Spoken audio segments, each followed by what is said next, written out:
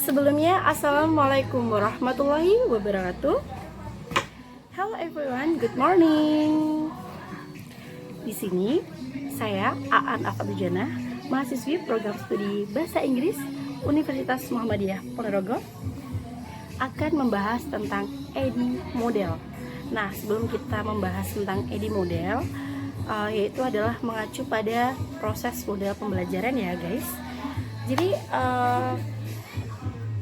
aku rasa semuanya sudah paham ya tentang bagaimana sih media pembelajaran itu seperti apa.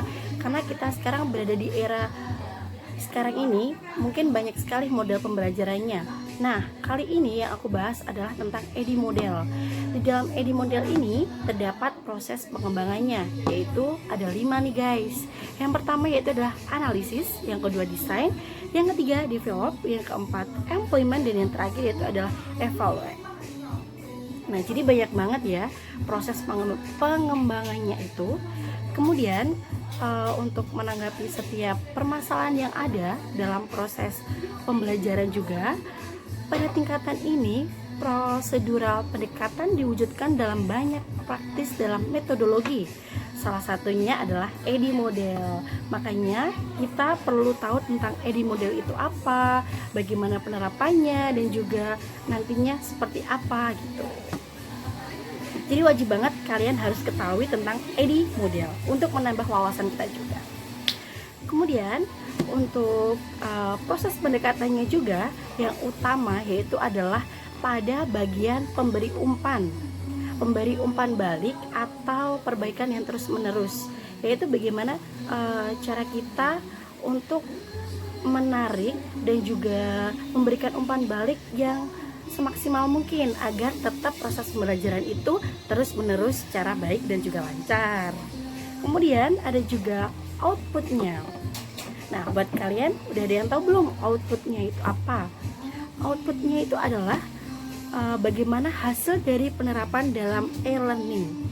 Karena kita sekarang pembelajarannya lebih ke e-learning, yaitu fungsinya seperti memperkaya pedagogik guru, terus juga mengatasi kendala interaksi pembelajaran. Karena kan setiap kendala itu pasti juga ada solusinya ya. Kemudian yaitu adalah tentang bagaimana cara efektivitas kegiatan belajar mengajar, dan juga dapat mengatasi kendala e-learning dengan fasilitas chatting, audio, conference, atau dengan komunikasi lainnya. Dan selain itu juga dari beberapa sumber juga, yaitu adalah berasal dari gagasan Florida State University, yaitu untuk merumuskan sistem instruksional pada program pelatihan militer yang memadai. Rumusan ini itu terbaru pada tahun 70-an teman-teman. Analisisnya itu seperti ini ya. Sebelum mengembangkan strategi konten, yaitu adanya pembelajaran bagaimana cara menganalisis situasi pembelajaran, terus juga dengan kesenjangan pengetahuan, dan juga adanya pertanyaan setiap dari prospek yang dianalisis lainnya. Jadi kita jelas dengan apa output yang kita inginkan, seperti itu. Kemudian juga dari desain nih, tadi kan ada 5 ya, kita masuk ke desain. Desain itu adalah berhubungan dengan tujuan pembelajaran, instrumen penilaian, dan juga latihan. Adapun kontennya juga teman-teman. Selain itu perencanaan dan pembelajaran itu sangat penting, apalagi dalam pemilihan media, ya kan? Tetap ada, tapi tetap harus sistematik dan juga spesifik. Setelah itu ada juga develop. Develop yaitu adalah tentang perincian dan pengintegrasian teknologi yang akan digunakan untuk mencapai suatu tujuan program itu sendiri, yang mencakup beberapa seperti materi, media, dan juga perencanaan. Itu penting banget. Selain itu tujuannya, pasti setiap yang kita lakukan itu ada tujuannya ya.